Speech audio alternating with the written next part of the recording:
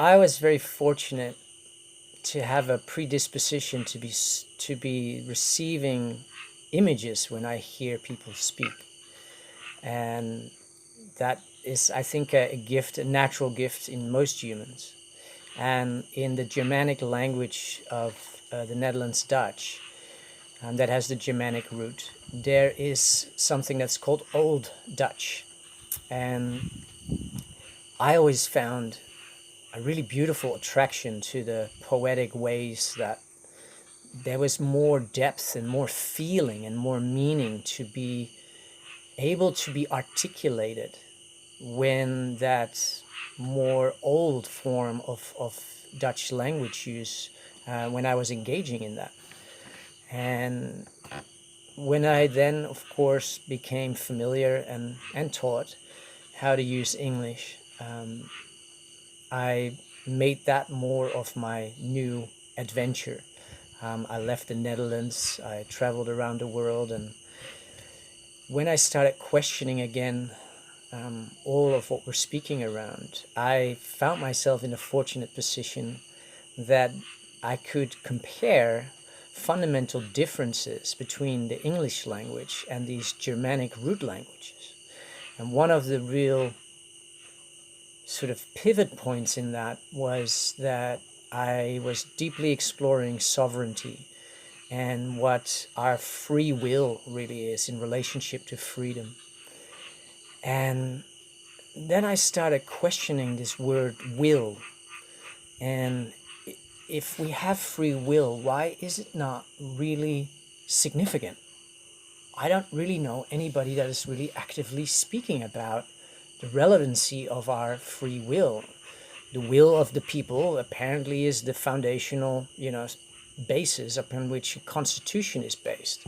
The will of the people is what all the so-called theater-producing actors called politicians are all representing.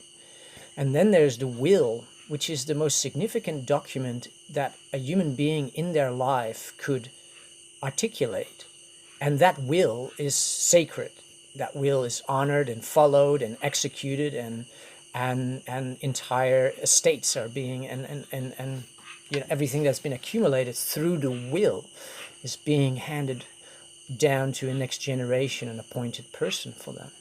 And it's like, wow, if it's so significant, why? And then I realized, of course, they're not going to teach anybody about sovereignty and free will and the relevancy of humanity's self-sovereign will, because if they did, then we would all know who we are, and that it's gonna be really hard to educate or dedicate any of these people. But what stood out for me is that I explored this word sound will, and then I'm like, well, where does that apply itself in Dutch?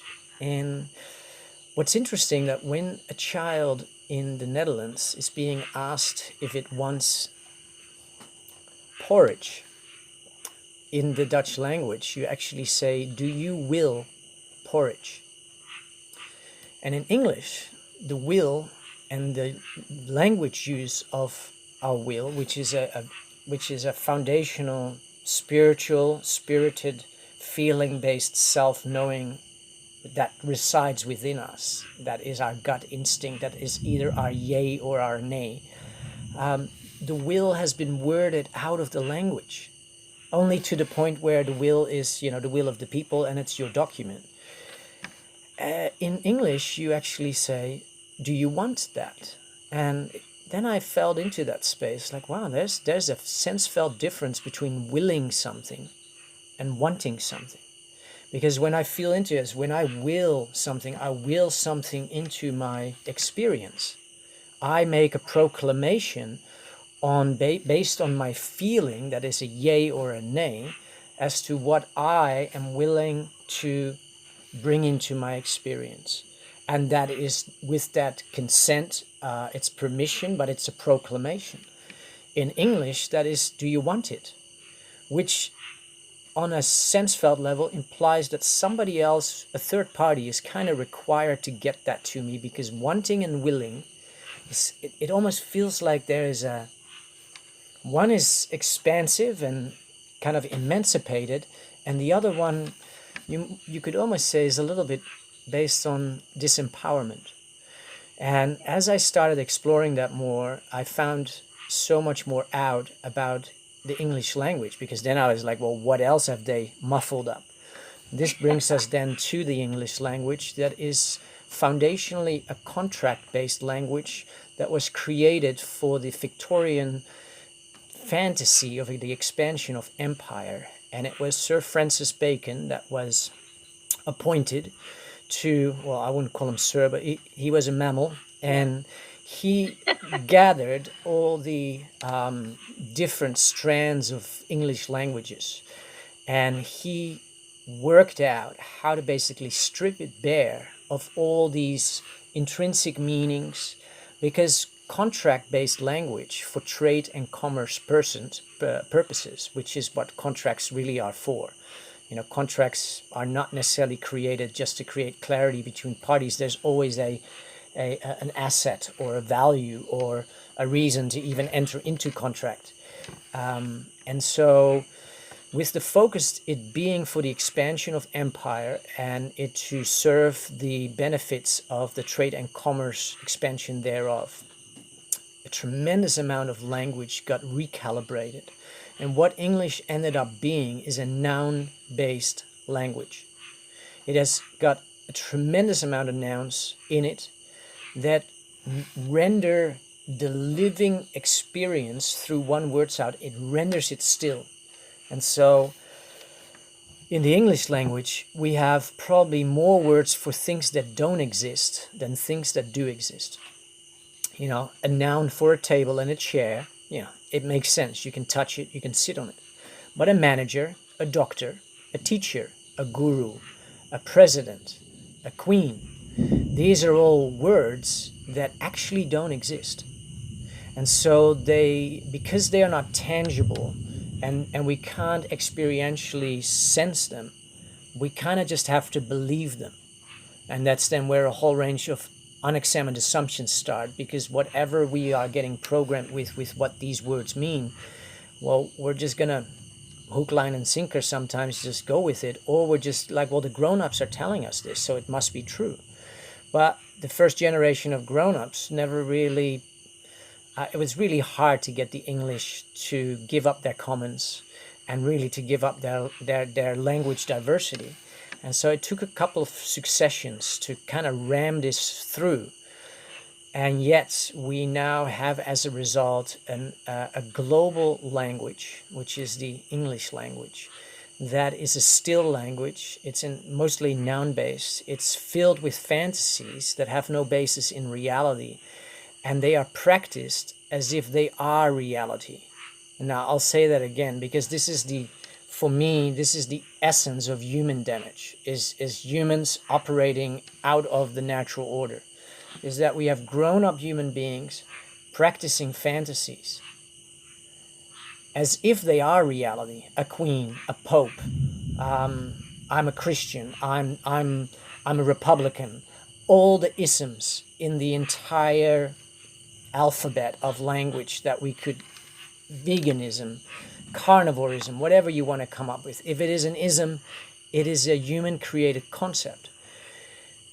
When that is practiced as if it's reality, without comprehending that it is a fantasy, we are believing something that actually doesn't exist. And we step out of sync with the living reality that does exist. So we start entertaining fantasies and acting upon those fantasies and extrapolating all sorts of behavioral outcomes because of these non-existent ideas. And that may sound a little bit confusing at first to hear that, but when we go back to what you shared, and I am very familiar with these ancient languages, that they were word sounds ascribing actions, functions, and performances combined with places and location for orientation of self in relationship to the individual object or animal or place. And so that was a way for humans to not only use word sounds to articulate what exists, what is real, and what they can relate with in the living. It allowed them through that to know themselves, to know their place, to know their relationship to all those things that are in that one word that seems to be fairly long. That is why these languages have been suppressed, because you do not want people that really know who they are. We have been confounded in our language. And in the Bible, in the Tower of Babel, this is, of course, what is beautifully articulated there. And this has happened several times throughout our human existence on this planet. And it is part of what we're simply navigating. There's nobody to blame for that. It's just that's what happened. We got confounded in our language. And the sentence go, let us go down and confound them in their language so they may not understand or hear each other. Now, we are here with our English language, and I've discovered a tremendous amount of flaws in my own ability originally, how to really express myself. And so as I started pulling apart the cult programming and the language that has been, it's called spelling for a reason. What is a spell? And so when we start familiarizing ourselves with, we can tune in with some natural curiosity and start exploring like, are there ways that I could express myself with more accuracy in relationship to how I truly feel and what I truly think? And I've become fairly accomplished with that. And I love sharing just how I express myself, because I'm not here necessarily to teach anyone. I may answer questions when asked, but I feel that living this is, in the long run, the only format that's going to allow this to replicate itself in other human beings.